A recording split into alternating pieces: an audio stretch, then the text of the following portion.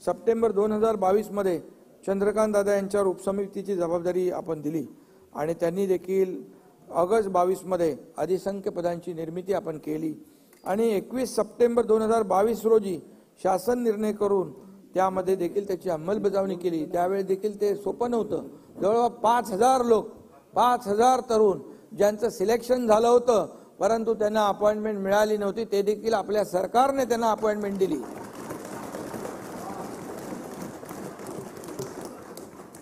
सर्वोच्च न्यायालयाने मराठा आरक्षण रद्दबातल करताना जे निष्कर्ष नोंदवले होते त्यावर आम्ही पूर्णपणे लक्ष केंद्रित केलेलं आहे आणि त्यासाठी भोसले आयोग आम्ही नेमला।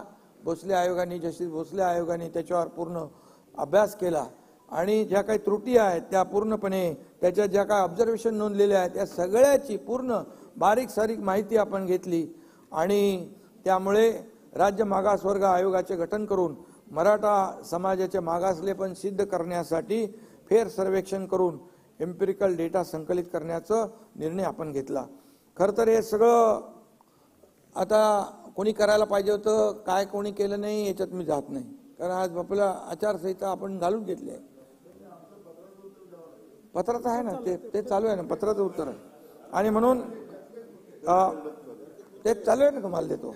आणि म्हणून यामध्ये सर्वोच्च न्यायालयात क्युरेटिव्ह पिटिशन वर देखील सुनावणी झाली, त्यात देखील राज्य सरकारच्या बाजूने भक्कमपणे बाजू मांडण्यात येईल। त्यामध्ये देखील आता आज आपण हे देतोच आहे। त्यामुळे मराठा आरक्षणाच्या बाजूने युक्तिवाद करण्यासाठी राज्य सरकारच्या वतीने सिनियर काउन्सिलची देखील आपण फौज उभी केलेली आहे। त्यामध्ये ज्येष्ठ विधिज्ञ नाना हरीश साळवे साहेब, मुकुल रोदगी आणि तुषार मेहता आपले सॉलिसिटर जनरल आणि असे आत्माराम नाडकर्णी, पटवालिया, विजयसिंग थोरात, साखरे, शेखर जगताप, वैभव सुखदरे, अक्षय शिंदे आदी सांगतो म्हणजे तुम्हाला लक्षात असेल। आणि या लोकांनी अगोदरच्या सरकारमध्ये पण काम केलं, असं आपण काही त्यांना हे डावललं नाही। उच्च न्यायालयात मराठा आरक्षणाची बाजू सक्षमपणे मांडणाऱ्या विधिज्ञांचीही या कामी मदत घेतली जाते आहे, ते पण आपले मदत करतात। टास्क फोर्स देखील स्थापन केला आहे। उच्च न्यायालयाने सर्वोच्च न्यायालय आणि इतर न्यायालयीन पातळीवरही मराठा समाजाचे आरक्षण कसं टिकून राहील याबाबत शासन आणि आयोगात समन्वय राखण्यासाठी निवृत्त न्यायाधीश दिलीप भोसले यांच्या अध्यक्षतेखाली समिती नेमली आहे। या समितीमध्ये निवृत्त न्यायाधीश मारुती गायकवाड, न्यायमूर्ती संदीप शिंदे यांचे सल्लागार म्हणून नियुक्ती केली आणि त्यांच्याशी देखील सातत्याने संवाद या ठिकाणी सुरू आहे। मराठा समाजाच्या आरक्षणाच्या मागणीवर चर्चा करण्यासाठी तसेच मराठा आरक्षण व सुविधा मंत्रिमंडळ उपसमिती, मुख्य सचिव तसेच मान्य मुख्य न्यायमूर्ती श्री दिलीप भोसले यांच्या अध्यक्षतेखाली सल्लागार मंडळाच्या एकूण 50 बैठका झाल्या आणि दरम्यान मराठा समाजाचे सामाजिक व शैक्षणिक मागासलेपण तपासणी करण्यासाठी 13 नोव्हेंबर 2023 रोजी राज्य मागासवर्ग आयोगाला टर्म्स ऑफ रेफरन्स निश्चित करून देण्यात आले।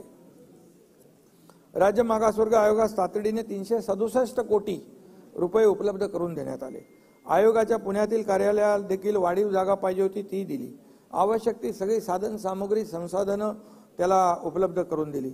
नमुना सर्वेक्षण न करता सर्वोच्च म्हणजे सॅम्पल सर्वे न करता सर्वोच्च न्यायालयाने जे काही एम्पिरिकल डेटा गोळा करण्याचं जे काही त्याच्यामध्ये त्रुटीमध्ये आलं होतं ते मोठं शिवधनुष्य उचलायचं होतं आणि त्यामुळे सर्वेक्षण अचूक आणि निष्पक्षपणे वैज्ञानिक प्रोफेशनल पद्धतीने होणं गरजेचं होतं। त्यासाठी Gokhale institute of politics and economics Pune, IIPS यासारख्या नामांकित संस्थांची मदत देखील घेण्यात आली।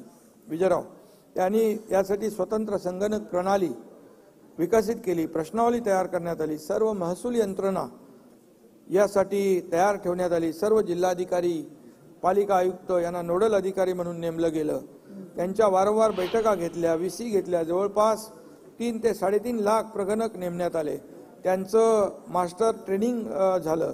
23 जानेवारीपासून युद्धपातळीवर सर्वेक्षणाचं काम सुरू झालं। हे सर्वेक्षण अचूक करायचं होतं आणि वेळेत पूर्ण करायचं होतं, हे चॅलेंज तर होतं आणि म्हणून मला सांगायला अतिशय आनंद आणि अभिमान आहे की 2 फेब्रुवारी 2024 म्हणजे या कालावधीमध्ये त्यांचं न्याय